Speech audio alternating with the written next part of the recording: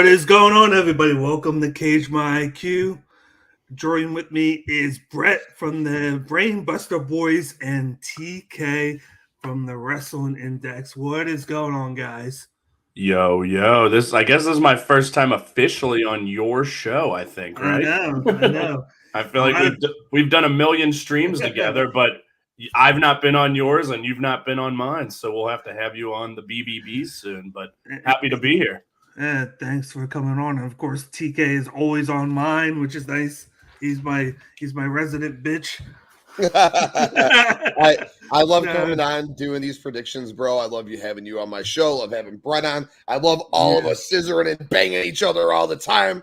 Brett, you just did an awesome episode with Ritter. Brainbuster Boys was hilarious. I laughed my ass off. And Bakley, I'm pumped to be here to talk some New Japan, baby.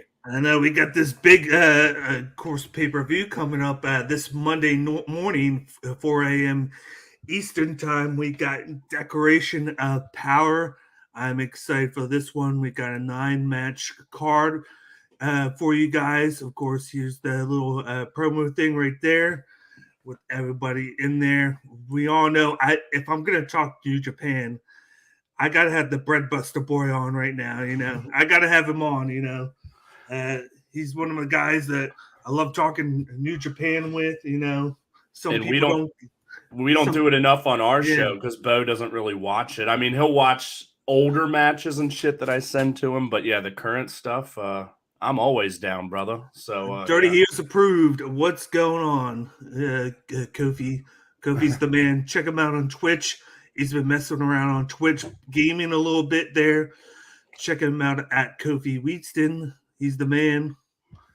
But when you saw this pay-per-view, usually they have some good ones, but I feel like this one has a little bit extra on top of it. Like there's a lot at stake on this one. Of course, we have the World Tag League and the Junior Tag League coming up, and when that's done, you got Wrestle Kingdom. So there's a lot going on with this one. What's your thoughts on this one at first glance?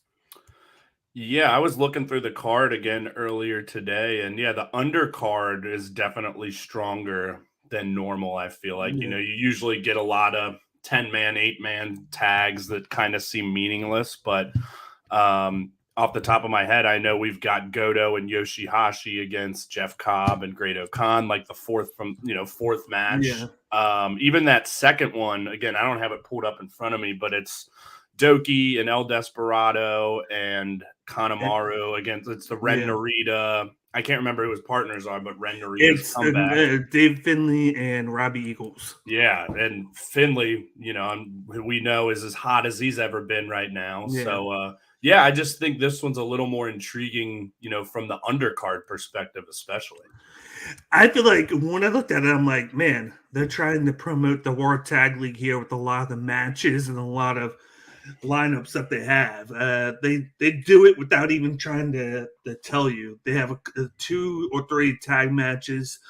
They got a couple 4-on-4 matches, stable warfare. But within those, they have tag teams. I feel like they're trying to promote that, but then promote Wrestle Kingdom at the same time with some of the other matches. And then, God, the Who's Your Daddy match. I said it last night. I want to know what the hell is going on with that match. I want to know what the stipulation is. I want to know if it's any special, if it's just like, okay, the winner gets the trophy and the title of daddy. That's all I want to know, Like I said it last night. I'm loving everything that El Phantasmo is doing right now. I love the fact that he moved to heavyweight. I like how he's feuding with Shingo and like he's great on the mic. He's probably the best person on the mic when it comes to New Japan. Ooh, ELP? Yeah. I mean, he's pretty dang good. And yeah, I agree. I've loved everything he's done since moving up to heavyweight. And this even goes back to the Forbidden Door match when Shingo got the pinfall on ELP. And when that happened, I predicted correctly that Shingo would lose to ELP on the final night of the G1.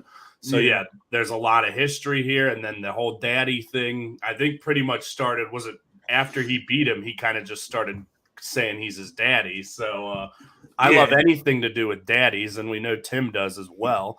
because he's a super dad. Yeah. But yeah, they haven't really said anything other than that's what, like, we don't know what the loser, if anything, really has to do, right? Yeah. A little history lesson here. And just like you said, he came in, he beat Shingo, he went to the back. They had the bulletin board right there. He's just like, get this going for me, get this going for me. He draws a shirt, and then he's like, ELP is Shingo's daddy, and then ELP is daddy, or something like that. And I'm just like, there's no way they make this shirt. No way. And he's like, make this. And then he posted it on Twitter, and he's like, what color scheme do you guys like? Everybody picked the red one. And then he comes out with the shirt. I'm like, no way. I'm like, there's no way that he just did that. And he just does it, and he just makes fun of Shingo. And then Shingo just had enough of it. Yeah. And then you're like, okay, this is the KOPW feud that we're gonna get, and we'll talk about that in a second. But like, there's a lot going on with that, and I'm hoping they take it off of him soon. I'll get into that when we talk about that. But the ones up, we got Clock Street. Devin, what's going on, man? Thanks for tuning in. But let me get started with the first match, of course. You just named it earlier. We got a 3-on-3. We got Ren Narita making his debut back in New Japan after graduating. You got Robbie Eagles, and then you got David Finlay versus Suzuki Gun, Doki, Yoshinobu Kanemaru, and El Desperado. I'll let you get started with this one, Brett. I mean, yeah, I thought this was second when I mentioned it, but wow, yeah, what an opener. Again, I'm someone who typically not always watches the full undercard of shows because you have some matches that don't really mean too much or that are just kind of there to be there. Yeah. And this one, it's like, okay, well, Ren Narita, let's not forget, he fought Shibata at Wrestle Kingdom last year, so it's kind of his re-debut in Japan. Yep. But yeah, first time seeing him now, I presume part of the full-time roster in Japan. Very excited about that because I've been a fan of that guy since the 2019 Best of Super Juniors when he was just a young lion. And to see him grow into baby Shibata, I mean, hell, he even looks so much like him. Is awesome. Already talked about Finlay and the role he's been on. Robbie Eagles had a heck of a Best of Super Juniors, including one of the matches of the tournament against ELP. And then who doesn't love a little Suzuki Goon? I mean, El Desperado has been easily one of my favorite wrestlers of the year. And I've always liked Doki and Kanemaru. So fuck yeah, for an opener, buckle up. Let's go. What a way to set the tone. TK. Yeah, I really can't say too much that Brett didn't say. I'll take Finley's team for sure in this one, but it should be a good match. Absolutely.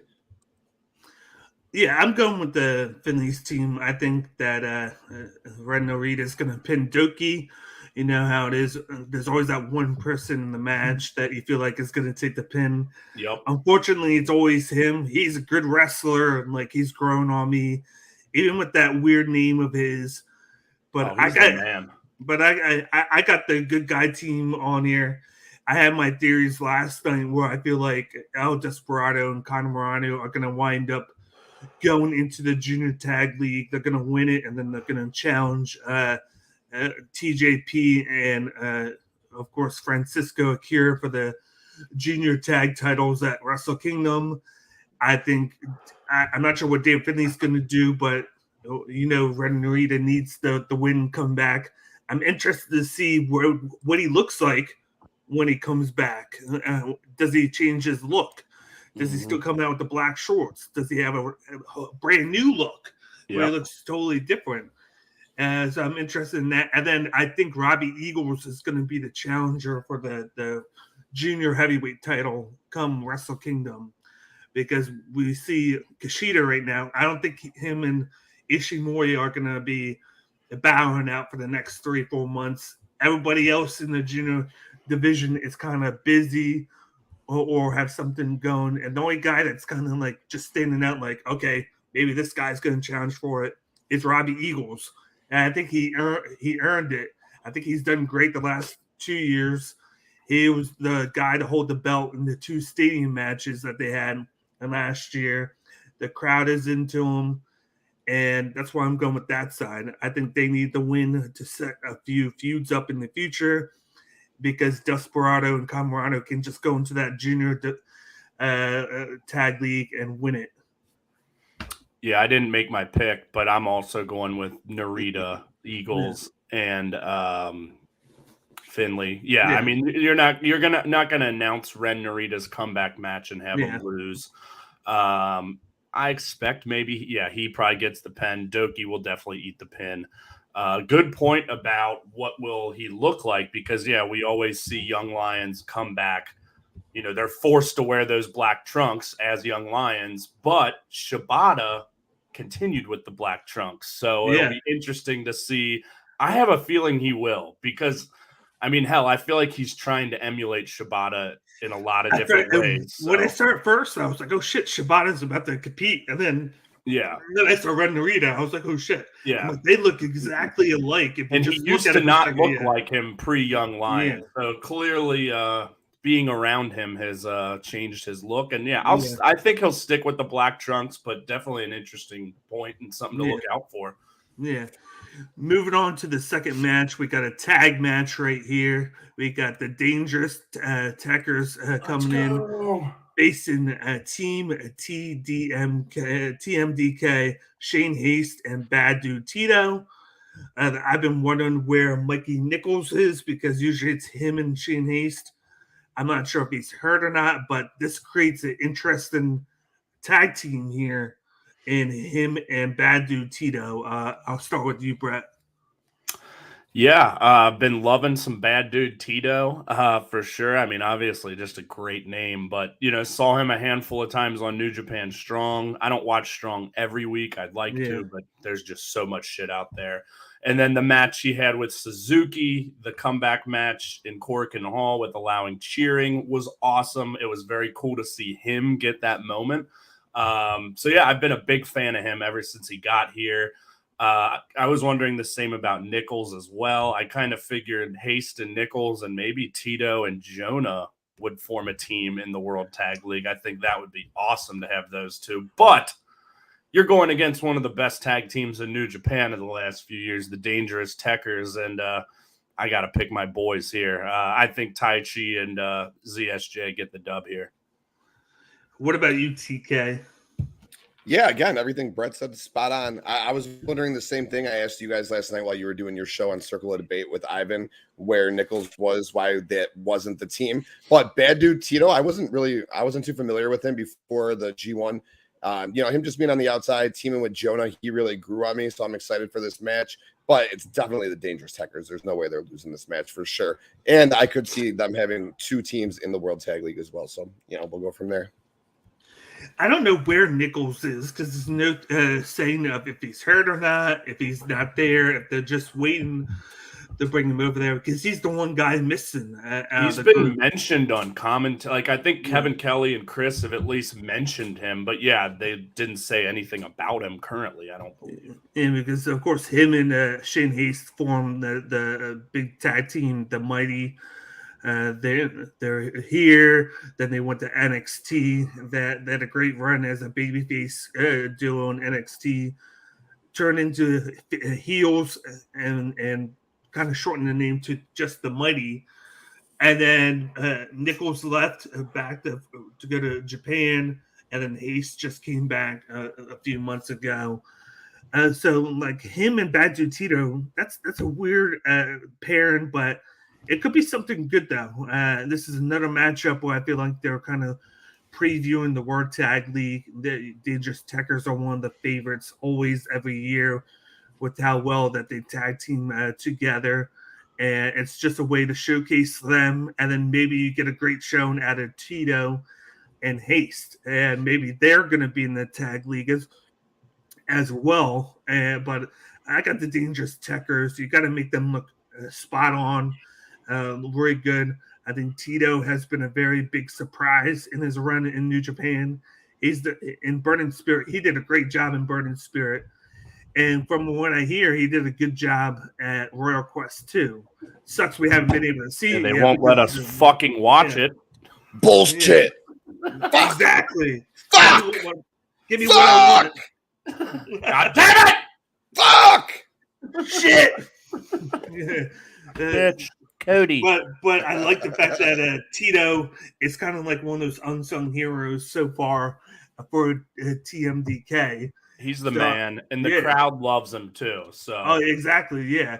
And like him and Royce Isaac were the two guys that came in to just help their partners out at, of course. And they were in like the undercard matches. Yo, Bakley, where the fuck is Team Filthy on this card? I was wondering that. I was going to ask you that last night, but I forgot. Where the fuck are they? Because they had such a good showing in the G1, both Filthy Tom and then, like you just said, Royce Isaacs had a huge part, similar to what Bad Dude Tito was. He was really growing on me as well. So where the fuck are they? I wonder where they're at. Like, I want to see them. I want to see them. I'm a big Team Filthy fan, but maybe it's the fact that they only had like 2 guys that to send over there, even though they could send like 4, 5, 6. I think the only one that's not under contract was Danny Limelight, but everybody else send them over. Give us what we want. Another stable, I think some of it is just they're trying to figure things out now that the borders are open. I mean, it was so closed off during the pandemic that I think they're just trying to figure out how to work everyone in. Yeah. And I mean, who knows? Lawler, they may have had dates in the States that they had to make at this point, but hopefully we get to see Lawler, especially Isaacs, whomever, Nelson in the World Tag League. But I know they have a matchup in the States that they just booked at a event, indie event. It's Tom Lawler against Minoru Suzuki. Oh shit! I did see that. Yeah, it would be cool to have Lawler and Isaacs in the tag league for sure. That'd be dope. Well, Isaac's partner was who? Jarrell Nelson. They were like the West Coast Wrecking Crew, so they've like had an established team. Do you think I'll bring him over though? That was my concern. I could see that because it depends on how many teams they're going to have for the World Tag League and the Junior Tag League. They're going to want to fill those. Leagues out. FTR, Aussie Open, like why not have them there? I want that match. Give me that match. Stop talking about that match. God, I want to see it. I know. I was pissed, Bakley, when you sent us the image of them all bloody. It's like, I don't want to see this yet. I don't want to see it. You sent the image of fucking Naito, and I'm like, come on, man. I fucking went there. You said they were going to be there both shows. Yeah. They're not fucking there. I want to see fucking stacked ass fucking Fletcher fucking wrestle FTR. Let's fucking go. You mean Mark Davis? Isn't Mark Davis your boy? Dump truck? Who's got the dump truck? Is it Mark Davis? Mark Davis, yeah, the dump truck. Oh dude. my god! Fuck. I want it. I want it too. Just give me it. I don't care how you give it to me. Just give it to me. Any way you want it. But it's like I'm just like fuck it. I'm like that. Watch any way you want. 2 weeks. Huh? I'll admit, I've been looking every day on various sites where I stream wrestling illegally. It's gonna be a couple weeks. Yeah, it's gonna be. I have not been able to find it at all. But yeah, they used to not do this shit. Yeah. Like I don't know. I did see a tweet or something where Chris Charlton had said something like they didn't think they'd be able to effectively broadcast it live in the quality that they want. It's like, you're New Japan Pro Wrestling. Get someone that can fucking do that. Right. Yeah. How many times third do biggest they promotion in the world, film right? it? I mean, fuck. How many times do they film it and then they just talk over in English? Yeah, I know that was part of it too. Was that like they weren't going to be there and they have to do the comp? But it's like, yeah, it's already been 5 days, 4 days. Yeah, and it's just like I don't know. Everyone already knows what happened. Obviously, I'm still excited about it and want to see it, but it kind of just takes some of the luster away. So I mean, we knew the results of the tag match going in. I mean, there's no way. Sure. I won't spoil it, but there's no way that was beaten. There's not a chance in hell that was happening.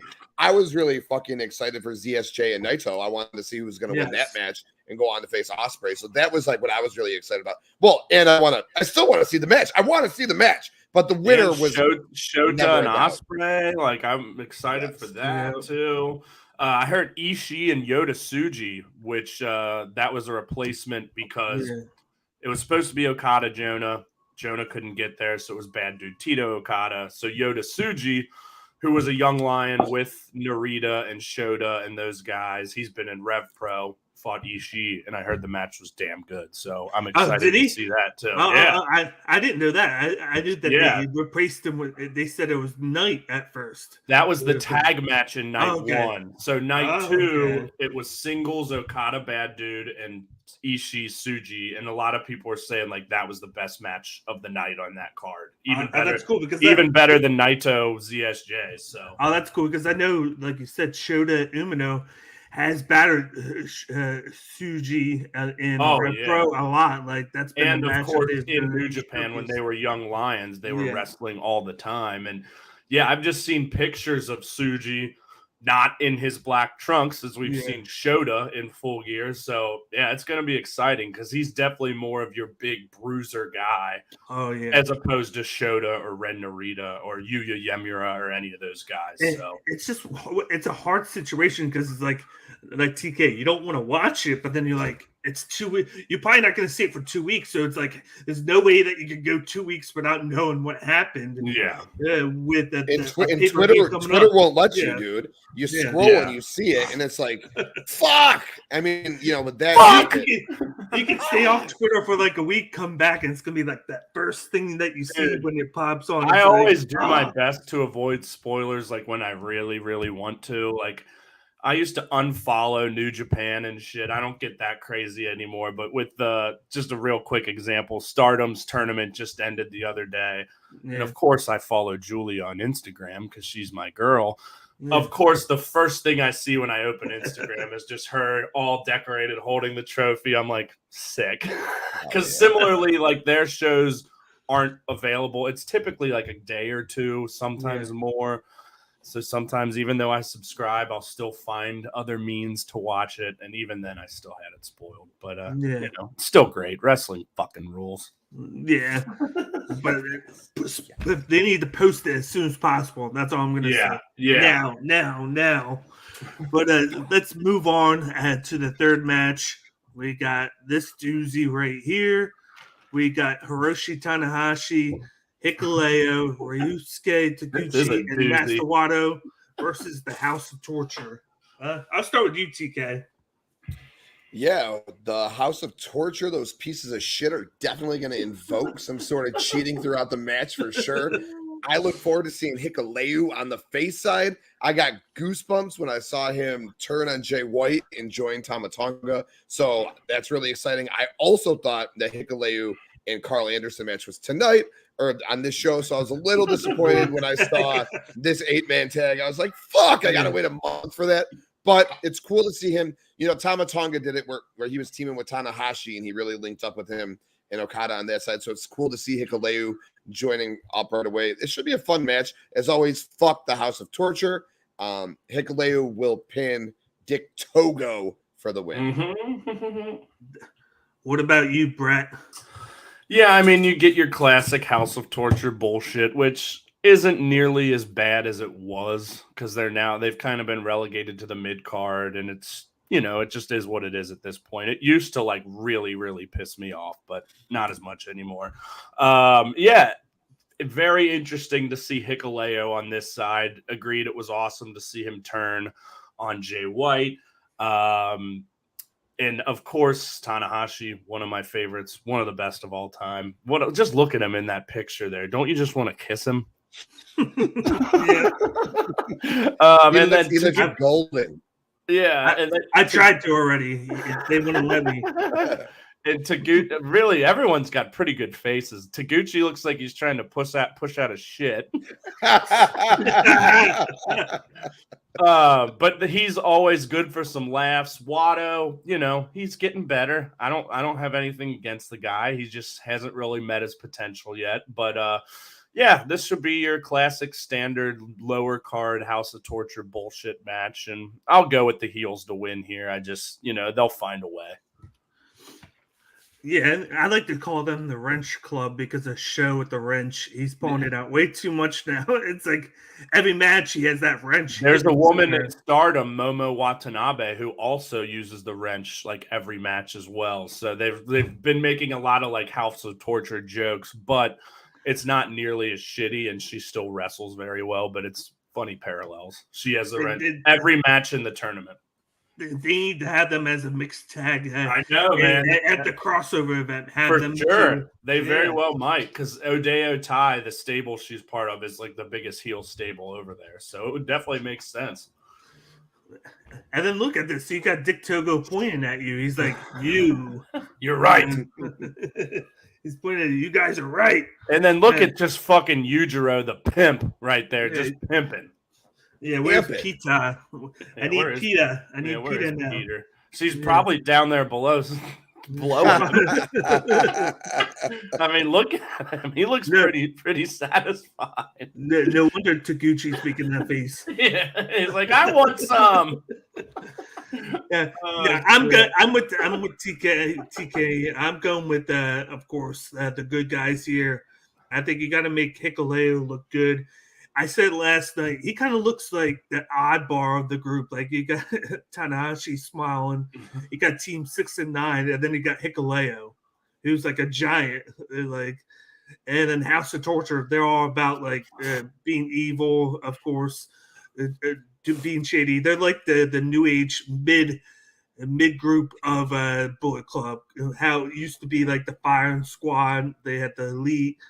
They had the rest of the group, and then they had the Firing Squad. They've kind of become that because people overlook them and they lose. They do have. I think that's why they put the trios titles on them to give them a little bit of importance right now, because you had nothing for them, but then you just had them go back and forth with Goto, Yoshihashi, and Yo. And I'm like, I didn't like it at first, but I'm like, okay. They're trying to make them at least a little bit important by putting these titles on them, having them defend them. It gives them something to do at Wrestle Kingdom. So I'm like, I'll dig it right now. And like down the line, I wish I could get them versus House of Black just so I can get that sort of matchup somehow, some way. I don't care. Even in my dreams, give me it, But I think Hikuleo chokeslams Dick Togo, gets the pin. You make him look a little bit good going into that matchup with the Machine Gun Carl Anderson. I could also see House of Torture win maybe by pinning Tanahashi because he's going away to do that. Was it that 3-on-3 match or tag match in Noah? Oh yeah, and he's coming back to America at some point, isn't he? Yeah, he's coming back to America in that LA show or whatever they announced. Yeah, so it's like that we probably won't get to see for a month afterwards. Yeah, so they could go that route, but I think Hikuleo is going to be the one that they showcase. That he's going to chokeslam Dick Togo, get the pin, and everybody else is going to be on the outside. Moving on, we got a really good tag match. I know you're excited for this one. You got Yoshihashi and Hiroki Goto versus Jeff Cobb and Great-O-Khan. Quick, where's Matt Ritter? Where's he at? So he can comment about his boy Great-O-Khan. Oh yeah, I mean Great-O-Khan is the fucking man. Let's be real. He is great. He's cool live too. I like seeing him live. I like seeing him live. I was literally 5 feet away from him, and then just the interaction, seeing him doing signings outside as people wrestle, and he's just sitting there in like shorts, drinking a beer, and like he was scaring kids away. He loved America, man. Yeah, but I'll start with you, Brett. How do you feel about this matchup? Yeah, first off, look, Goto's fingers look like they got some magic in them here. Yeah, I know. I'm just enjoying these graphics. But, yeah, I kind of look at this as a de facto #1 contenders match. Cobb and O'Khan, who a lot of people last year were calling Khan on the Cobb, which I thought was a genius name. They never got their rematch either time after they lost the tag titles. Yes, they got it in the 3-way at Forbidden Door, but not a traditional tag. And Goto and Yoshihashi had the belts or I think they won them earlier this year at Wrestle Kingdom. So it's basically these two teams, Chase Owens and Bad Luck Fale, and then FTR, who have been the heavyweight title picture this year because Dangerous Tekkers dropped it at Wrestle Kingdom. Yeah, this is going to be great. Just, they'll get probably 10, 12 minutes in the middle of the card, let them go at it, and may the best team win. And I think the better team here is Cobb on the Con, or Cobb on the Con on the Cobb. I think they're going to get the dub here. But again, just like a nice match in the middle of the card that's like actually meaningful. Question here, because I'm pretty sure I saw this before they had the Cobb and Khan versus, of course, Bad Luck Fale and Chase Owens. Didn't they make the stipulation at G1 that the winner of that match would be the number one contender for FTR? Did they do that like backstage at the end of the G1? That actually does sound familiar. I remember hearing that. Yeah. Yeah. And then they never did anything with it. I'm like, okay, we're going to get a number one contender. And then why I think Cobb and Khan will win this as well. Yeah.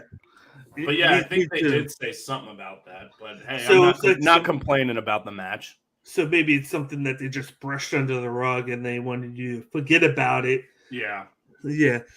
What about you, TK?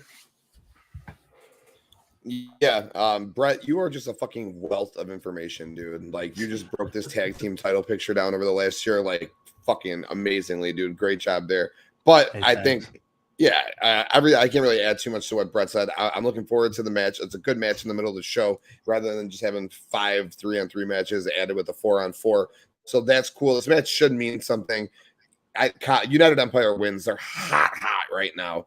And they're going to be the number one contenders for FTR down the road, I'd imagine. And that'll probably be your Wrestle Kingdom match. So, Cobb and O'Khan for sure. Yeah, this is another World Tag League showcase match. You got the World Tag League champions from last year, Hashi and Goto. That's right, yep. Going up against the favorites this year. You would have to think in Jeff Cobb and Great O'Khan. They want to put on a banger of a show. Banger.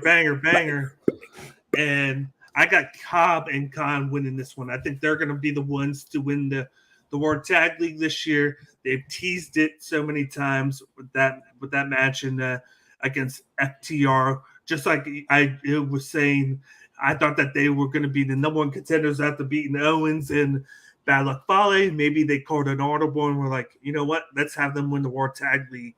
Brush this under the rug. And then do a match at Wrestle Kingdom between the two teams.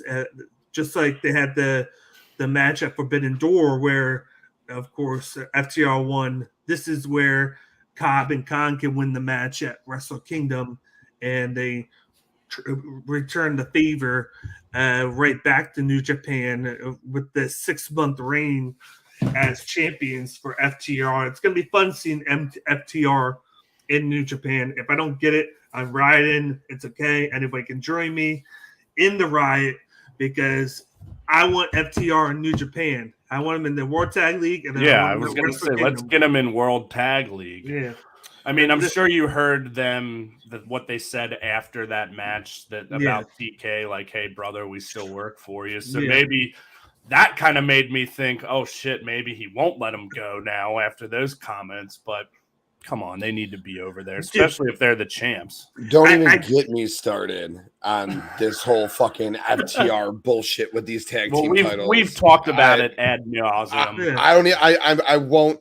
But they better just listen to the Gun Club the last 2 weeks. They've said it all. Right. They better be in Japan for the World Tag League and at Wrestle Kingdom. Otherwise, what the fuck was the point of parading them around in those tag titles for the last fucking? If I'm New Japan, I'm pissed about it. They've done nothing. Yeah. Nothing. Oh, I guess now they have one title defense that we weren't allowed to watch yet. Fuck off! It's been awful. Yeah. They should be the AEW tag team. We ain't here for that. No shit. We ain't here for that. No. AEW stinks.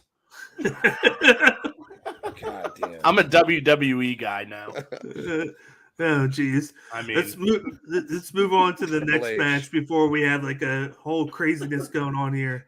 My bad. You bring up FTR, I get going, dude. He gets PTSD. That's what he gets.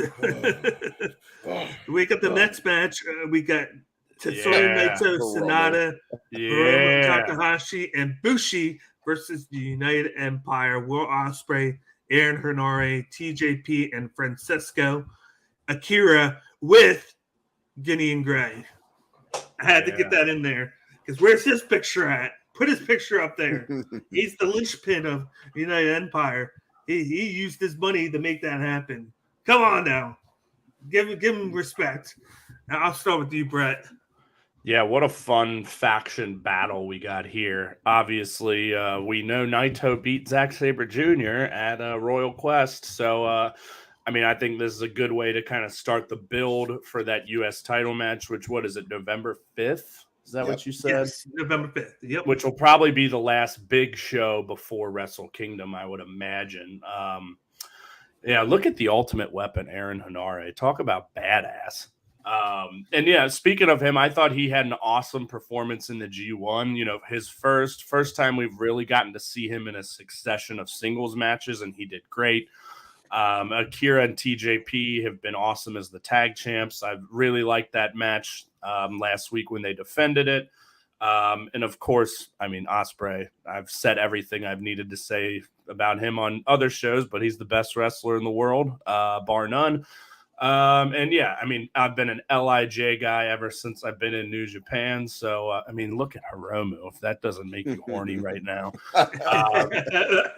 But yeah, love all three of them. I just love all these guys. Really, all 8 of these guys I'm such a big fan of. I mean, Bushi's Bushi, but you can't hate on the guy. So yeah, this is going to be a ton of fun. I don't know who the hell's going to win, but I'll go with United Empire. Make this a United Empire type of night. Yeah, man. Yeah, I'm right there with you, Brett. All 8 of these guys are dope for sure. I'd imagine Bushi's going to be the one who's going to take the pin when it's all said and done, maybe by Henare. Yep. But I love this matchup. In the middle of the show, you talk about faction wars, 2 of the best factions. United Empire is so dope. That Will Ospreay, David Finlay match, and I know they do it all the time, but I like how the United Empire comes out with him. They don't get involved in the match, but they're all out there hyping, coaching, teaching. Like, I love that. You don't need the physical altercation, but you have them down there in support. I love it so much. I love the United Empire. I love everything that they're doing. They get this win, and he gets his, momentum going into November 5th. I don't know what's going to happen there. I look forward to talking about that for sure. But definitely this match is going to bang. Love Sonata.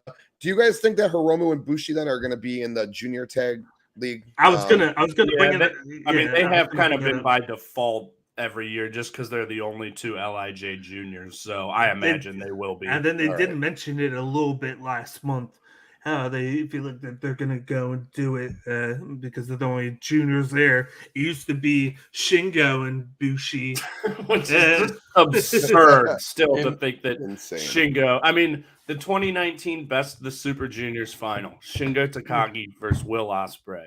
No surprise. It was one of the best 15 matches ever, in my opinion. Yeah.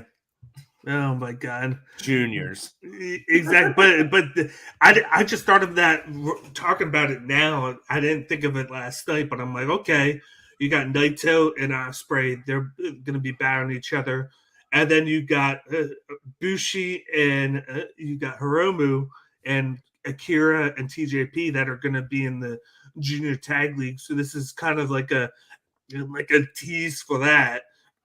And then you got, of course, Sonata and Henare on the outside as guys. You don't know what they're going to do. They're like the wild cards in this. But I'm going with I almost said House of Torture. I'm going with the United Empire here. And I got Henare getting the win over Bushi. Every time United Empire has a tag match, a trios match, a 4-on-4 match, they're always trying to get Henare over with the submission. I love everything about Henare. He had all 3 of his finishers. He has Ultima, which is the full Nelson submission. He has Rampage, and then he has Streets of Rage. I like everything about him.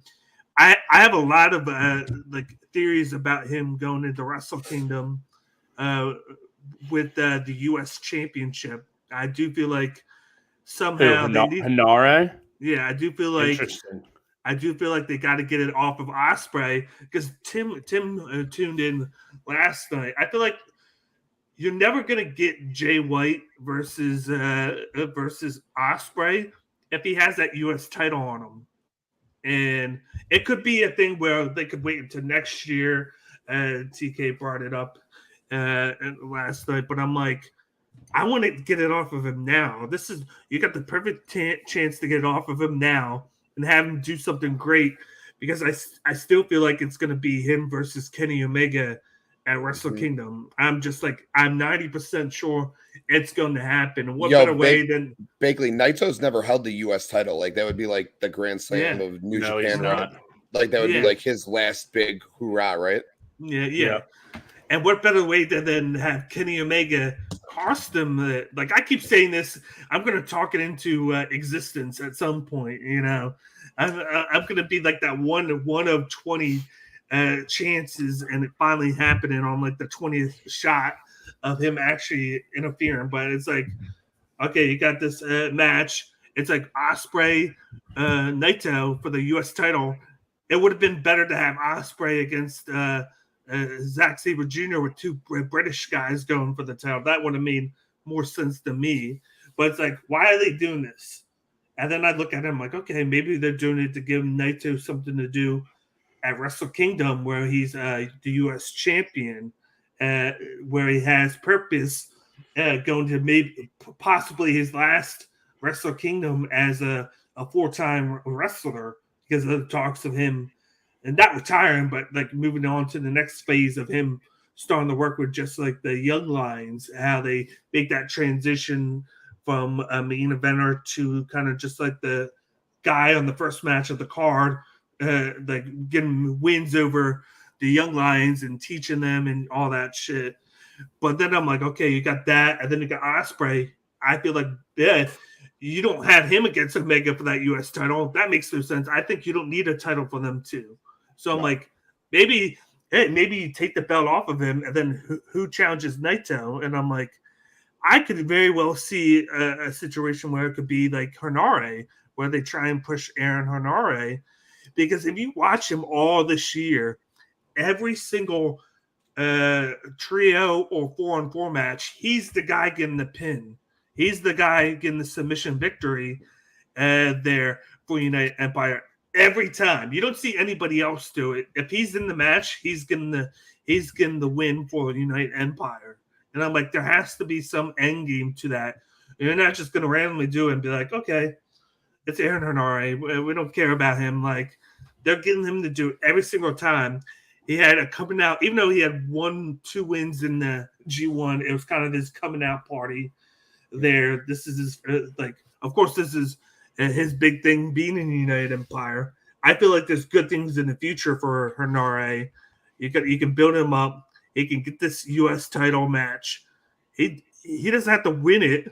He can lose it, but it gives him a big match at Wrestle Kingdom and showcases why United Empire are the premier team in New Japan. You give everybody a match in that team. You got Ospreay, he can face Omega. You got, of course, Cobb and Khan, who can go for the tag titles. You got Akira and TJP, who are the junior tag champs. And that kind of leaves Henare and Gideon Gray. Gideon Gray is the manager of the money, so he's going to be out there every match with all the wrestlers. So it's like, okay, we need something for Henare. Give him the U.S. title match. Give him that. Have them have a chance to where everybody but Will Ospreay is a champion, because Ospreay doesn't need that title, and then you make that chase for him to go after the war title now. Yeah, and complete it. The only other guy I can think of would be Jonah. But Henare is definitely a fantastic option for every single reason that you just listed. Yeah. I've got some thoughts. One, with Wrestle Kingdom being back to one night, spots are going to be tough. Yeah. And I think no disrespect to Aaron Henare, but if Naito's facing Aaron Henare at Wrestle Kingdom, I'm going to be very disappointed. He's just bigger than that. He's better than that. I know the point you're trying to make, but if Naito truly is on the back nine, this isn't the match I want to see from him. I don't know what it is, but I just think it'll be a higher profile match than Hinare, frankly. Who do you think? Who do you think it could be? I don't know. I don't even know what the hell's going to happen at Wrestle Kingdom. I've been very against. I don't think Kenny Ospreay's happening even before the suspension. Now I don't think it's happening at all. There's no way AEW is going to have him do that when he's suspended. Like, they're not bringing him back for that. No way. You don't think maybe that's why Gato was in Philadelphia last week? I don't maybe know. Trying to get that going. I just don't think that's going to happen. So again, that's where my brain is at. So I don't think you could be right. I don't think Kenny's in the picture. I assumed Ospreay Naito was going to happen at Wrestle Kingdom. Obviously, that's not the case. So that kind of threw a wrench into my thoughts because that's where I thought we were headed the whole time. Yeah. But yeah, I do love the idea of kind of putting over the entire United Empire. Yeah. But again, as I think, it's one night. And when this used to be one night, every match fucking mattered. Not saying Naito and Hinare wouldn't by any means, but just a little doesn't feel like Wrestle Kingdom to me. Let's put it that way. I've looked at the last two Wrestle Kingdoms. They're multiple days, and the United Empire has had shitty success at Wrestle Kingdom. They are 0-4, basically. Yeah. I don't think any of them have won at the last two Wrestle Kingdoms, so this would be a great chance to fix that, to have them all win. Although they've had some great performances. Yeah. I mean, Ospreay versus Okada 2 years in a row, and then fucking Cobb and Shingo 2 years ago, 5 stars. And then I really liked the Cobb Naito match this year as well. Again, obviously, I think we'll get there next month, Wrestle Kingdom, when we're starting to get more in focus. But I don't know what the fuck is happening aside from Okada Jay White. Like, the next few matches down beats me, and I kind of like that. So things are definitely going to start coming into focus after the show. I'm down for whatever, but I do feel like Ospreay's going to be dropping that title. I think it's going to be. I've been saying it since months now. Ospreay Kenny has to happen at Wrestle Kingdom. Otherwise, Kenny has to be there. Otherwise, what the fuck was the point of this whole relationship? You want mutually beneficial relationship. Why does it all hinge on that match? But I don't think it all it doesn't. But it also hinges on everything else that we've been saying. So cool, you get your talent represented in Chicago on an AEW pay-per-view. Essentially, you split this. Okay, FTR wins. They've done nothing with your belts. Get something out of this. Have a Bryan Danielson come over. Have a Claudio come over. Have a Miro come over and fight Ishii. Let's do it. I just don't think it's going to be Kenny. I think it's not going to be Kenny. That's why I wanted Zack Sabre ZSJ versus Danielson. I think ZSJ versus Danielson happens at this Wrestle Kingdom. That's why I was hoping Zack Sabre. They're not going to bring an ice cold Kenny Omega, as cold as Kenny Omega could be, over to have this match fully rusty. Not a fucking chance. Not a fucking chance. He wouldn't have to. You've been adamant about it for a long time. As much as I've been adamant about it one way, you've been adamant the other way. But then what is Will Ospreay doing at Wrestle Kingdom? I don't know. I don't know. Yeah, I get it for sure. I think maybe it's someone else from AEW. Yeah. Again, I would fucking love it. Of course, logic dictates that it's not going to happen. My logic.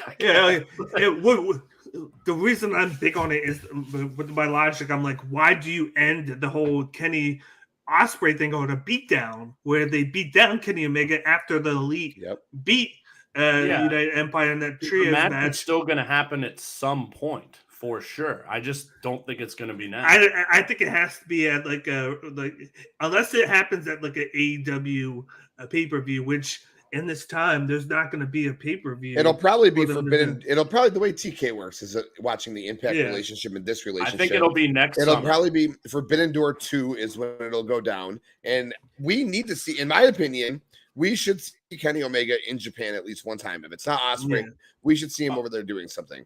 He will. Will it happen? He's going to wrestle Okada again. He's going to wrestle Ibushi again. It's just a matter of when and where. Like, all these things are going to happen. Would I be shocked if Kenny Ospreay happened? No, not at all. I just, again, with coming off the injury, now suspended, it's just not going to happen. So you could, I don't know, because I'm like, when I look at the U.S. title picture, like, I'm like, well, you just had Dave Finlay and Ospreay. What do you do, Dave Finlay, Naito? I don't see that happening. But again, there's so few spots. Yeah. So guys like a Finlay, a Hanare, a Sonata, some of these guys are gonna be stuffed into the New Japan Rumble, and that's just the way it is, unfortunately.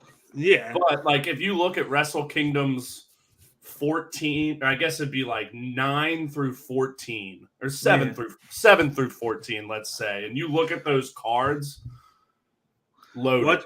Watch it be somebody like Evil against Naito. I've had enough of that. But yeah, you guys make a great point. If it's not Kenny, who does Ospreay face? Yeah, I don't know. Like, the story is definitely there. I just think all the factors are going against it. Yeah. You could Tim, you and I talked about this. You could, whether it's for a belt or not, Ospreay and Shingo have had some of the greatest matches in the world ever and have not done it on Wrestle Kingdom. There's your match. That'd be cool. And you have ELP take this stupid shit off of Shingo at the show. That's what I remember. That's what I had said a while ago when you and I had talked, was you did Ospreay Shingo, because it wasn't coming to me right now. I just think that rivalry has been so good that it deserves a Wrestle Kingdom match. I didn't think of that. The match that I was thinking maybe would happen for some odd reason, I do think that ELP is going to take that trophy off of him, but Shingo versus Jonah. That'd be sick. Yeah, it was like you were in my head, dude, because I was just thinking that if Shingo is still holding whatever I hate this KOPW shit. It reminds me of the 24/7 belt. But he's made it something.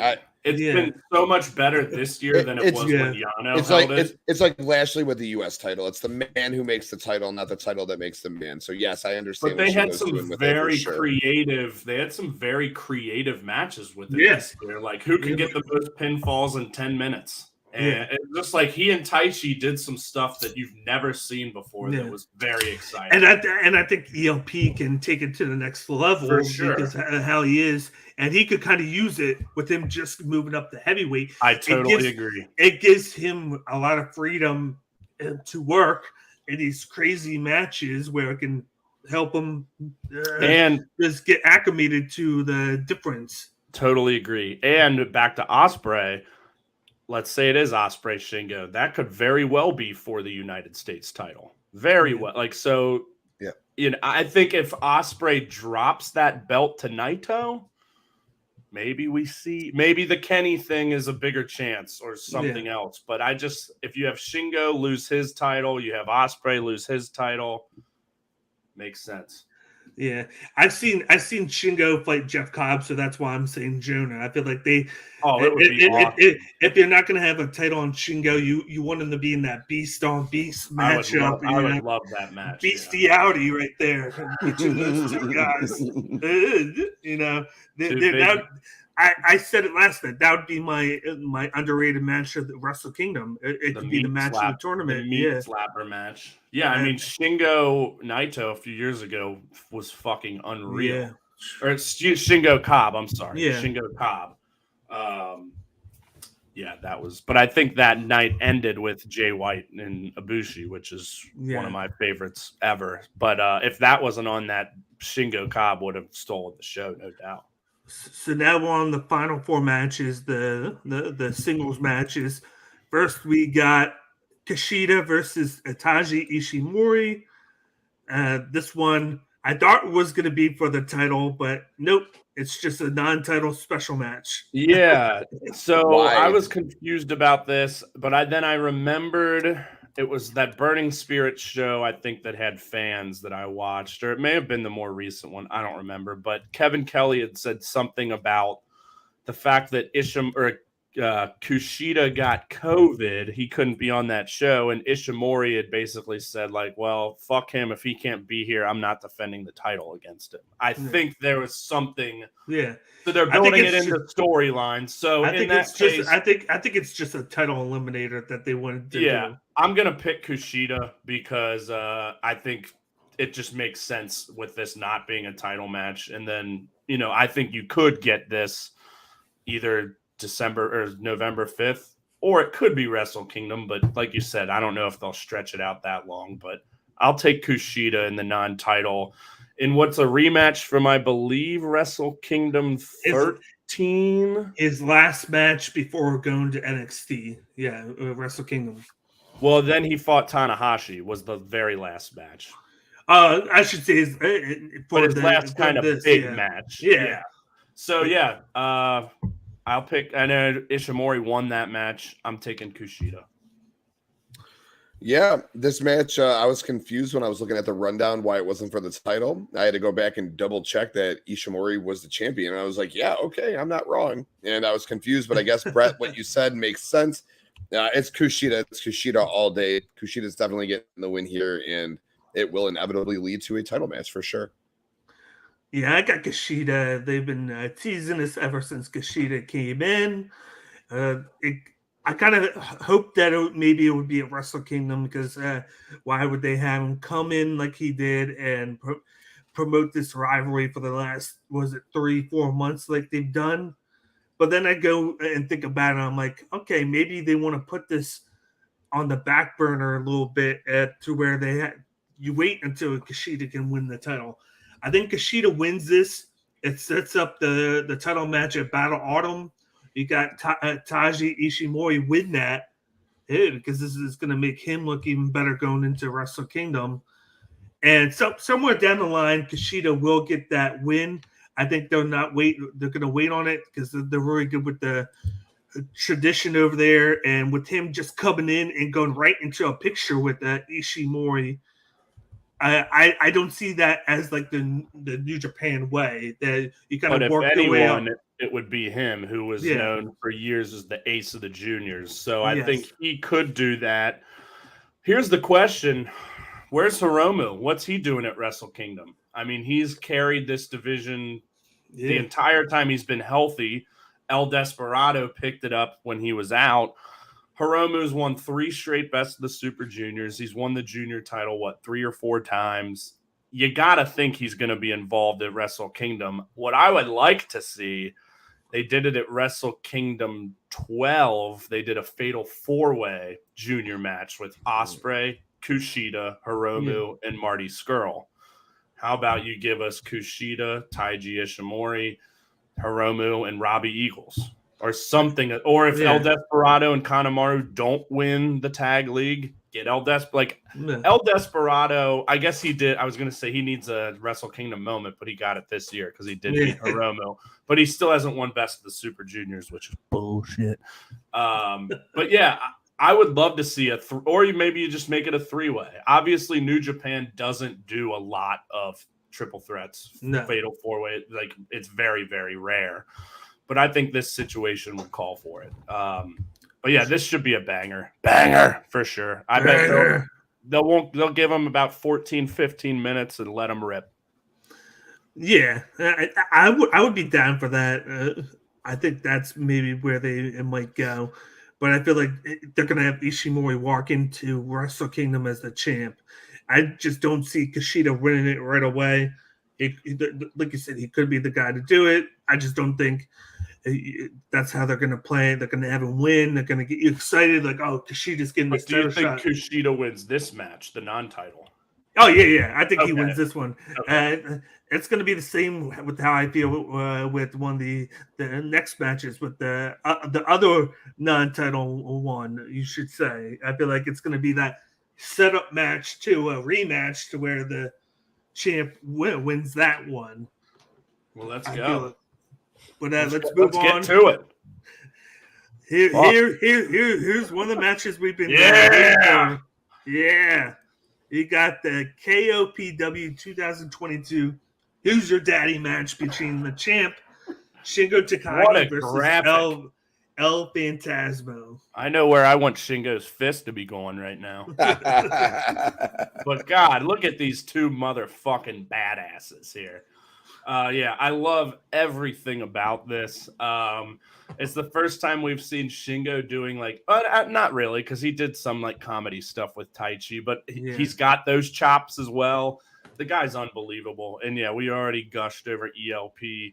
Excited to see him in the heavyweight division. And yeah, this just rules. And yeah, we talked about it earlier, but I'm picking ELP.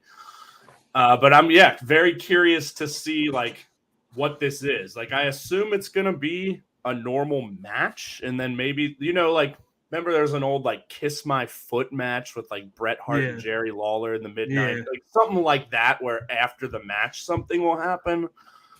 But I maybe he'll have to call him Daddy or something. Yeah, maybe they announced something down right before the match. We're like, okay, this is what the match's details are entailed, but they just haven't said anything about it.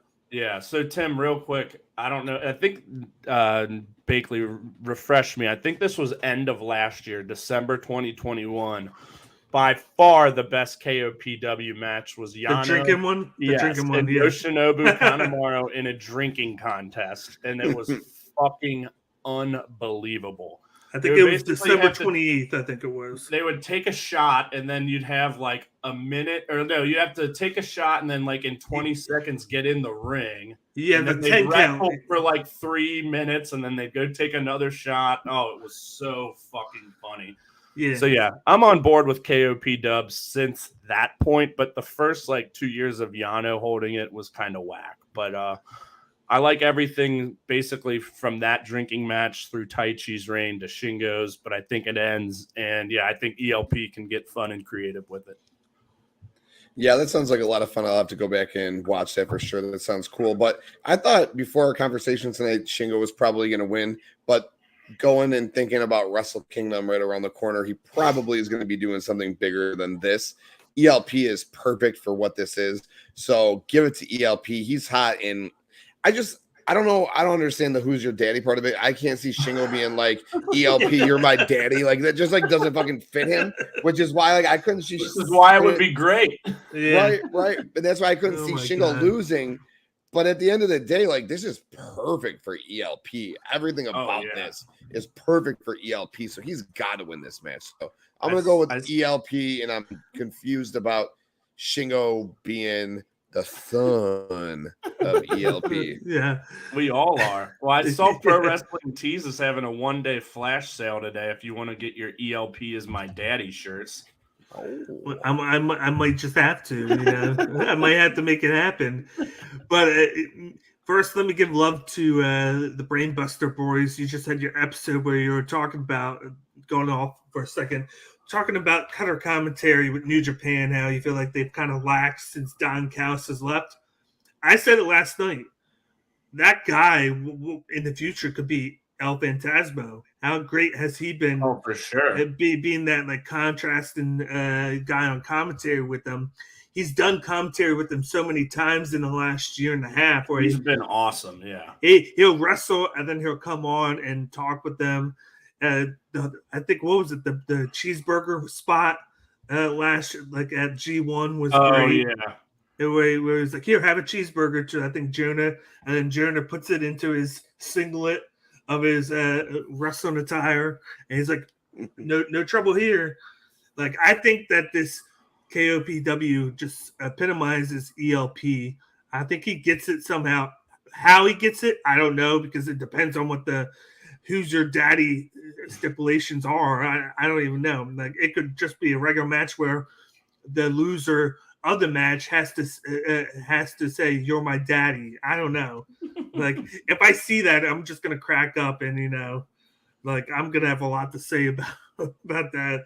I'm gonna have to get that like as like a clip for my show, and then just play it at random times because it makes me laugh. But I think Shingo, I think you get it off of him here. This is the perfect chance to take the trophy off him, because I don't need Wrestle Kingdom time. I don't need Shingo in the New Japan Rambo. I don't need him in it. Like, okay, have them do the Rumble, or then the last 4 guys go into like a fatal 4-way night 2. Well, now they don't have a night 2 now, so it's like, what, they can have them wrestle a fatal 4-way later on? I just don't see it happening. He's more of like that one-on-one style where you put him into a match. I'd rather see him against, like I said, Jonah, or wrestle for like the U.S. title or something like that against Raw Ospreay. I'd rather that than have him do the trophy. I just thought of something else that we haven't discussed yet. That's a match that's only happened one time. Yeah. Shingo versus Naito. Ooh, yeah. The U.S. title. Do we go there? That would be dope. Or a match that was scheduled but did not happen due to the pandemic. Naito versus Hiromu. I was just about to say that. Ivan mentioned that last day. He was like, "Did they pull the trigger on that because of the?" Yeah, I keep forgetting about things that I've talked to other people about, but those were both scenarios. So basically, Ospreay, Shingo, Naito, and Naito Hiromu. Like, I think we may get one of those matches. But the Naito Hiromu, both of them, that would be banging. Naito Hiromu was because at the time, Naito was heavyweight champ and Hiromu was junior champ, and it was the anniversary show, and that was always the tradition, was the heavyweight champ would face the junior champ. Yeah. So that's why that was scheduled, but they haven't gone back to it. Hiromu, he's dabbled in some heavy, like he had a nice run in the New Japan Cup this year. Mm-hmm. I think Naito versus either one of those two guys, U.S. title or not, would be fucking money as well. And are we going to talk about the elephant in the room, which is Sonata and Taichi, and that relationship that they have right now going on? Some peck popping. Like, what was it, that tag team match? And while Naito and Zack Sabre Jr. were like fighting at it, you got Taichi and Sonata that were just looking at each other. They're like, I see what you got going on. And then they trade masks, and then they're talking. Yep. They're like, okay. I'm like, is this a future tag team that we're going to get? Are we going to get this? I kind of hope so. Yeah. They're both All Japan originals. So it kind of goes back to that. They both came up in All Japan. They were mentioning this a lot in their G1 match this year, and how they were both kind of digging back to those 4 pillars of All Japan and dumping each other on their heads and all that shit. They're both trained by the same guy. Yeah, who was it? I can't remember who. The guy with the claw. Oh, Izuka. Yeah. Izuka. That's right, because they had the claw for the fucking Tama Tonga match, which was kind of whack. But those two definitely have a special relationship, and that was very interesting when they were trading masks and whatnot. But we'll see. We'll have to. Let's move on to the co-main event. This is the Cody? one. Cody. Jonah. Ibushi. Dakota's Bushy. Yep. We got Okada versus Jonah right here in a special Look at match. that meat mountain. Yeah. And then just that glorious king. Bronson Reed, who? For real. Talking about matchup right here. We got these guys, of course. We got Okada, who won the G1. Jonah is the only guy to pin him. I thought that they were going to do this for the briefcase. You always have that match for the briefcase, but I think this leads to something. But I'll get into mine in a second. I'll have you start, TK. Yeah, bro. I can't wait for this match. I thought for sure it was going to be Okada, but after listening to you guys on Circle of Debate last night, I'm changing my tune. Jonah's going to win this match again. He's going to get 2 wins over the Rainmaker. And then November 5th, they will add. November 5th is going to be shaping up to be a big show. They'll do it for the briefcase. It'll be Okada versus Jonah there. I agree with you 110%, Bakley. So I'm going to take Jonah here. If you saw me, I'd been shaking my head vociferously. Yes. Okada's going to win this match. No doubt about it. He already said he's not defending the briefcase, so that's not going to happen. Okada's going to win. He's going to get his win back from Jonah. This was supposed to happen at Royal Quest. I'm glad it's happening here because the Japanese crowd fucking loves Jonah. One of the moments of the tournament for me of the G1 was when he hit him with that big splash. The crowd was probably louder than at any point, because obviously they still can cheer at that point. But the crowd was losing their shit. This was an awesome match, but ain't no way in the world the G1 winner is losing this match. Okada wins. Oh, he's losing it, and you're going to like it. You're going to savor it. It's going to be well cooked in your mind. You're going to be like, okay, I love this. I'm more sure of this than Kenny not showing up at wrestling. I'm sure he's going to lose, and he's going to lose because there's no briefcase involved in this match. It's just this random match put together. It should be for briefcase. He's not going to lose. He's not going to lose the briefcase. You must not watch Brett, New Japan. If you think Okada's losing this match, you don't watch New Japan. He never loses outside of the G1. He's not losing. He's not losing the briefcase, but he can lose his match. I would put money. I would put my life savings on the fact that Okada, which isn't much, it's just not much. Let's put it that way. That Okada wins this match. You make a lot of good points, Brett. I was sold on Okada last night, and then I listened to Bakley, and then I got sold on Jonah and them having this rematch on November 5th. But then I got to thinking while you were talking, Brett, they don't really like stockpiling big singles matches for belts on like non-huge shows. Otherwise, I think those other titles matches would be on this show. So maybe they don't do that, and Okada's just lumped into some sort of tag match. So I am changing my pick to Okada, and I am going to be a floppy fish and flip-flop back to the Okada side. Well, you guys think that I think that it's going to be at the Battle Autumn, the rematch, but no, I think it's going to be at the New Zealand pay-per-view, that they're going to have the 2-day event that they have in New Zealand in mid-November. And that's why I am very huge on Jonah winning this, because what better way, Okada can say, I want to change my pick again. Because of course, Okada's going to say he doesn't want to defend it, but Okada doesn't make the damn rules. Gato makes the damn rules. And every year they had the briefcase defended. And how more are you going to say that every year that so far the champion of the G1 champion has only lost one match the whole tournament, and then they wind up defending it against the guy that beat him last year? Look, Tama Tonga, he had the briefcase match with and of course Okada still won the match, which is the end game. He's still going to win the match. Now you got Jonah. Jonah beat him. Okada wins the G1.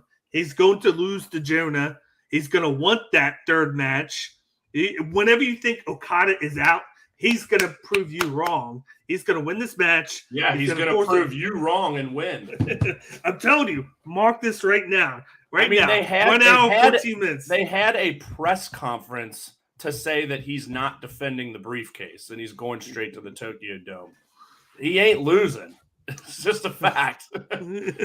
Okada is the most protected guy maybe in all of wrestling. Yeah, and he could he lose and then they not even do a third match? They're not going to weaken him going into Wrestle Kingdom to win the title. He's going to win the title. But you still have 2 events to where he can. But like Tim said, he's not going to be in singles matches. I still think he's good. Do you want to put money on this? Because I really do. I'm not going to put my whole life savings on it, but I don't know, $20. We can put $20. I'm fine with that. Yeah, I'm fine with that. Yeah. Okay. Friendly bet here. Because we're both certain, so it's gonna be fun. Friendly bet with the bread buster boy. I just feel like that this is the way to go. Like, you want to promote that New Zealand show, and I don't think it would be great to promote it with Jonah coming in on a loss. Admittedly, I did forget about that, but I think Jonah can afford a loss going into that. Frankly, he can, but it's like, you want him to come in with a win, and you want your G1 winner, your top guy, your guy who's going to win the championship at Wrestle Kingdom to come in hot and not off a loss. Well, yeah, Jay White didn't win the briefcase, but he didn't come in hot with the briefcase. He had some losses before that. Yeah. It's interesting. It's interesting. I could see both ways, but I'm going Jonah. I'm staying with it. I can't see both ways. I can see both ways. I can. Love it. Well, I'm glad now this match is going to be that much more interesting. I know. I gotta be up to watch it now. You know, I gotta throw my phone down the steps and be like, I'm not looking at you right now. I typically don't watch shows live just because the times are always whack. So I'll probably get up at like 8 a.m. that morning. Well, that's the other thing is it has to be over before they put it up like the full show. So I've had times where like I'm awake and that'll say it's still going on. And I'm like, come on, won't the show fucking end? And, you know, they do all this post-game press conference. And so, but that'll be my game. Hey, let's move on to the main event right here. Oh, geez. I'm so conflicted on this one. We got the IWGP World Heavyweight Championship. The champ, Jay White, King Switch versus the good bad guy, Tama Tonga. I'll start with you, Brett. Oh, my God. I'm so conflicted on this. Well, first off, I've said it on my show. I've said it on Tim's show. But now I'll say it on your show. Congrats and giving you props for picking Tama Tonga to win the B block because you are the only person I know who did it. So props to that. But just like the last match, it's a no-brainer. Jay White's fucking winning. You're not going to have Tama beat him twice in a row and carry the title into Wrestle Kingdom. No disrespect. Tama Tonga is not even close to that level. As much as I like him and I've loved this run he's on, not going to happen. Jay White and Bakley, I want to apologize again because this was over Twitter chat. I think I had said that Jay White has yet to have a successful title defense in either reign. I forgot Forbidden Door. That obviously counts as a title defense, but his first reign or his first run in early 2019, he beat Tanahashi, lost in his next match against Okada.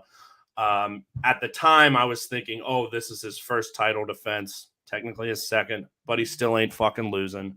We're getting Jay White, Okada, both of them coming off wins. And I think Okada's going to win that, even though I want Jay White. And I know we're getting way ahead of ourselves, but Jay White's winning this. Yeah, I'm with you. Bakley, listening to you last night on Circle of Debate, throwing out your Tama Tonga winning theories. I was kind of laughing. I was like, bro, I know you love the guy. I know you love the guy, and I love the run he's on. And again, when the face run he's been on, the Hikuleo turn, like the goosebumps I got. But again, you know, I issued you props as well for calling Tama Tonga. I thought Jay White was going to run straight through that block, but there is no way in hell this guy is beating Jay White. Not a chance. Again. For the title. I'm sorry. Yeah. No way that he's beating Jay White for the title, especially heading into Wrestle Kingdom with Okada being lined up. It's White, it's Okada, it's Wrestle Kingdom. That's what's going down. This will be a fun match. Love the Tama Tonga story. But it's Jay White all motherfucking day. You heard me last night. I was so conflicted. I had so many theories going into it. Like, I thought maybe Tama Tonga could win this and then lose it at the New Zealand event back to Jay White because Jay White is from New Zealand. It would be a way to have Jay White win the title in his home country. There's not saying it's going to happen. And then he get that, and then he can make the title defense against Okada and get over the hump against Okada at Wrestle Kingdom with that, because we've seen Badluck Fale and Chase Owens had a 1 month reign as tag champs. Tama Tonga had a 1 month reign the same month as the Never Openweight, where he lost it to Machine Gun Carl Anderson. We've seen several times where we've seen people have 1 month reigns. And you could just put it right back on them, and if they could go right back with the Jay White being the champ, the 3-time champ, winning it in New Zealand, and then beating Okada at Wrestle Kingdom. You could do it. I hope that's what happens, but I don't think that's what happens. Like, I had an epiphany this morning, and I kind of went with what Ivan said last night. I could see Jay White winning but not clean with help. Yeah, I could see that. I could see Tonga Loa coming in. We've all talked about us thinking that Hikuleo was going to turn again on Tama Tonga. We never thought about Tonga Loa, and that would suck. Yeah, Boo I would that, not man. like that at Boo all. that. I would love it. I would man. love it because I don't want them as a tag team anymore. I love Tama Tonga, and I like Hikuleo. Tonga Loa's been doing this. It's like I don't need you promoting Tama Tonga, have him have this great run, and then go back into a tag team. I don't know if they'll do that anyway. Then like, I think you could still have the brothers all together. You know, do 6-mans, do the occasional tag, but they all kind of go singles route. Then what's Tama Tonga's Wrestle Kingdom match? What do you do with him? Probably New Japan Rumble. I mean, again, not everyone's going to have a match. Trios title. He probably is at this point. Yeah, trios with his brothers. Or we didn't even think about the Naito United States title match. Maybe that's a Tama Tonga. Yeah, you're right. Maybe he elevated himself to there. But the trios with his brothers I think could definitely be a possibility. Brothers, yeah, I think that's it, actually. I think in the future you can have the three of them do that, but I just feel like we don't know Tangaloa is healthy. Sorry, I don't know. Yeah. And he could always go and get his never open weight championship back from Carl Anderson. Yep. As you just mentioned, it was a shitty run. Very possible machine. I don't think Hikuleo is going to be. I just don't think they go. I don't think they go from Tama to Hikuleo back to Tama for Carl Anderson. And I think that just makes it weird going back from brother to brother to brother with Tanahashi in the middle of that. Like, I could see Hikuleo winning the title. I could see him beating Anderson next month because you have the World Tag League and you can have the Good Brothers in that World Tag League going into that, and he doesn't need the title on him going into which he could easily keep it. I just don't see it happening. And then I look at Tonga Loa and I'm like, what's a great way to get people talking? The one brother you didn't think was going to turn on him, and then the one brother you thought was going to turn back on him. Because the first thing we said when we saw Hikuleo side with Tama Tonga and then the match getting booked, we were like, is that how Jay White's going to win? Is Hikuleo turning again on Tama Tonga and going back with Bullet Club, and he was just there as a way to help out Jay White? But then now I'm just like, okay, I don't see that happening because he's fighting Carl Anderson and he's going to be booked next month. So it's like it makes no sense to have him turn and then have Bullet Club versus Bullet Club for the never open weight. And then Ivan threw out the idea. Tonga Loa is doing nothing. He can come out of nowhere and just cost his brother. And then you can have Tonga Loa versus Tama Tonga at Wrestle Kingdom. Brother versus brother. And you can have a big match there where even though Tonga Loa is kind of cold because of the injury, that hypes him up. You get him hyped up because of that turn on him, and then you still give Tama Tonga something to do around that time. You don't have to put a title on him. He can still grow, and he can have another year of moving up as a main event type guy. It's definitely an interesting thought for sure. And I mean, with him gone for so long, it would make sense. And will you talk me into it a little more? Not necessarily thinking it's going to happen, but like we've seen Sonata against Evil. It's not the same aspect, but like former tag team. But man, Sonata just went crazy after all the stuff Evil. Today's the first time I've really kind of started thinking about Wrestle Kingdom from like a big picture, and it's like, how many matches are we going to get? How long is the show going to be? I'm happy it's one day because 8 hours. It got fucking diluted. It got diluted as 2 days, and like half the card didn't even feel like Wrestle Kingdom. So I'm happy about it. Yeah. But as we said, some guys are going to get left out. Yeah. I don't know. I could see the brothers trios happening just as a way to get them all on. If they don't put the never open weight on Hikuleo, I could see that happening. I could see you doing that I just don't hope that they make the wrong move. And even though, trust me, I love the Groves of Destiny, one of my favorite tag teams. But I think it's But they've done it all. You're right. They've done it all. They've done it all. And Tama Tonga has had this great run as a single star. And you can start doing something with Tonga Loa right beforehand. Did Tama do anything at Wrestle Kingdom last year? Tama Tonga? They were... Were they... Because remember, he beat Okada in the G1 last year, and then he challenged Okada for the briefcase thereafter. But I couldn't remember what he did at Wrestle Kingdom, if anything. Didn't they win the... No, they didn't win the titles. No, because the tag titles was Yoshihashi and Goto beating Dangerous Tekkers. Here, I'm looking. Yeah, but wasn't it a trios match, though? I don't know. Maybe they didn't do anything. They didn't. Yeah, they're not. They were in Impact at that time. Yeah. Yeah, so they weren't on wrestling. That was around the time they were getting ready to be turned on by Jay White and the Good Brothers. And then his first comeback match was New Japan Cup he lost to Evil. Yeah. So, and that's when he went after for the never open weight, and then Tonga Loa fought Yujiro Takahashi in just a special match, and both of them won. He won the title, and then Tonga Loa beat Yujiro, but then got hurt. Nothing. Got hurt after that match. What if we keep Tonga Loa out of this?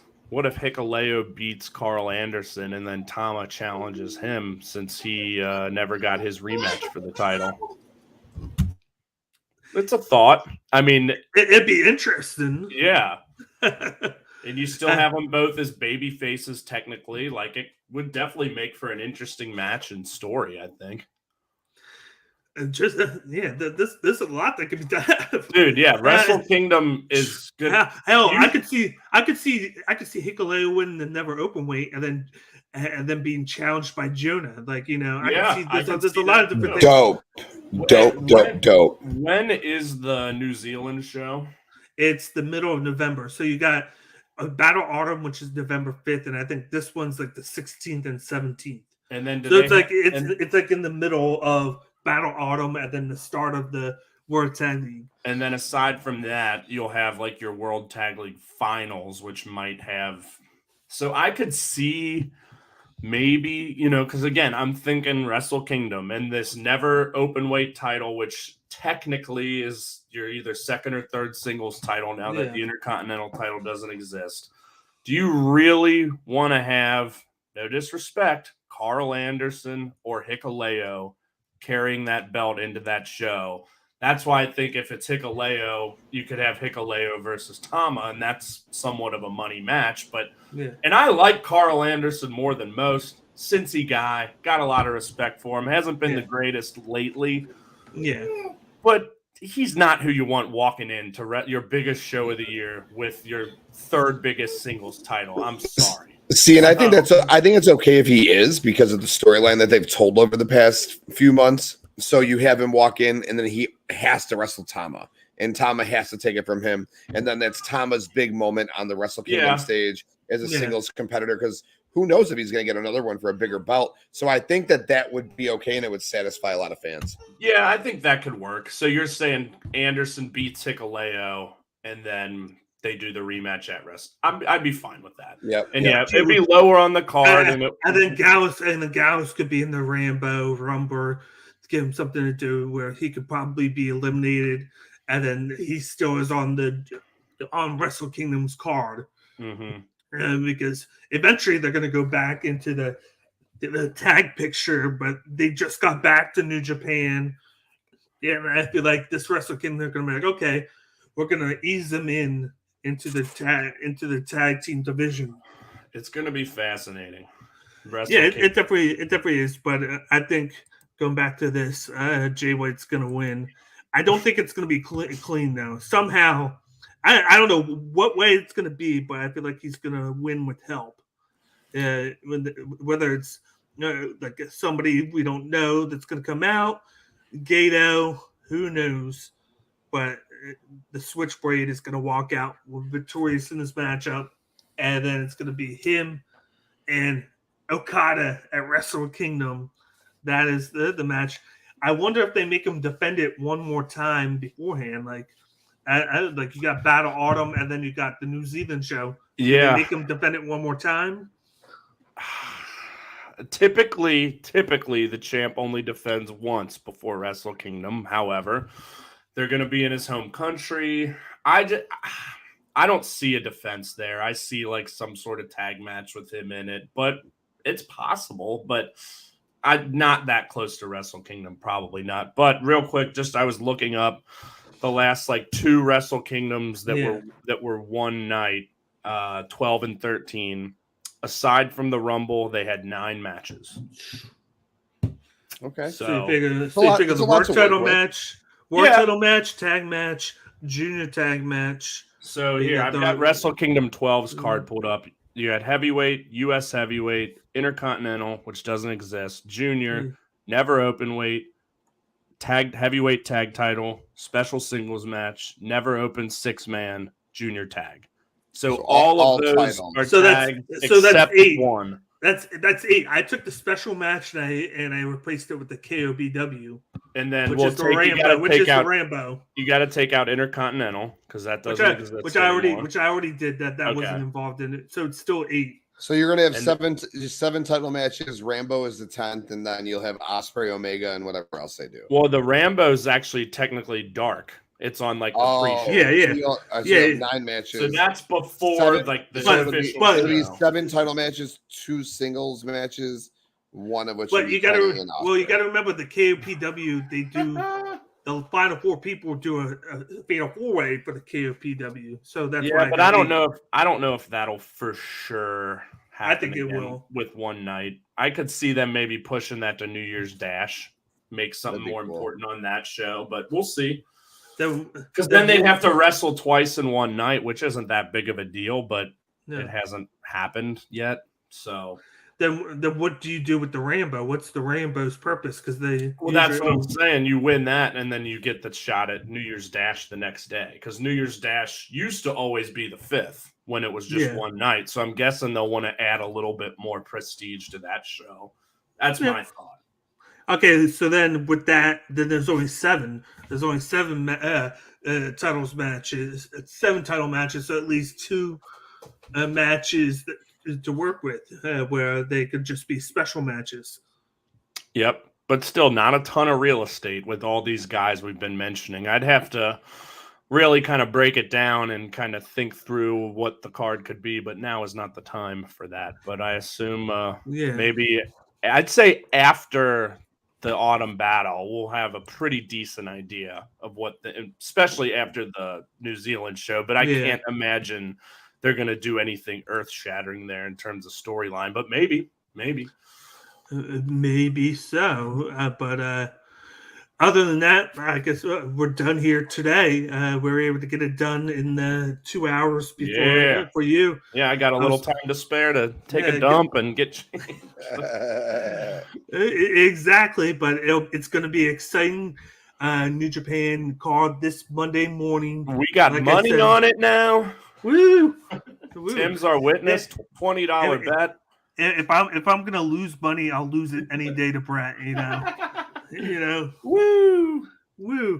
But that will end the New Japan Pro Wrestling Declaration of Power preview show with me, Cage. We got Brett from the Brainbuster Boys, and then we got TK from the Wrestling Index. Before we get going, how about you guys promote your show and your socials? Sure. Yeah, you can find us at Brainbuster Boys on Twitter and Instagram, even though I need to get that Instagram going again. I say that every time. All major podcasting platforms under Brainbuster Boys or the Visionaries Global Media Network. You can find us there. And you can also find me every week on FloorSlapperSports.com, giving my top 10 matches of the week every week. They've been filled with stardom lately as they just completed their 5-star Grand Prix. And I had 2 5-star matches last week on the same day from 2 different shows, which was surprisingly the second time this year it happened. But yeah, all good stuff. Yeah, TK. you're killing it. Like I said, your show with Ritter was amazing this past week. Bakley, thank you so much for having me on your show. You kill it over here, man. Appreciate it so much. You can find me, Tim King TK, FloorSlapperSports.com. Check out Floor Slapper Sports YouTube, the Wrestling Index podcast, all major audio platforms. And I, too, have the Wrestling Index podcast and Floor Slapper Sports and Roto Slappers. I'm doing a lot of podcasts now, all on the Visionaries Global Media. So I always appreciate Chad for putting my shows on there. Thank you very much, Chad. Bakley, again, thank you very much for having me on the show. FloorSlapperSports.com. Check it out. Got a lot of good things coming. Brett's doing things on there. Just got Maddie Daddy lined up. You got the World Elite Boys doing things on there now. So Floor Slapper Sports, man, it's popping. We're slowly taking off. We got a lot of really, really good content. And I'm not just saying that because it's my website, because it's all your guys' content. So check it out. It's a lot of good shit. It's such good shit. Such good shit. Yeah. Now, of course, next month we got Battle Autumn, so maybe we will reconvene and do another preview show for that next month. I'm always down to talk some New Japan, so yeah. So we'll definitely have to set that up next month in November. But other than that, thank you everybody for tuning in to Cage by IQ, the Declaration of Power preview show. I am Cage. This is Brett. This is TK. You guys have a wonderful rest of your day. Peace.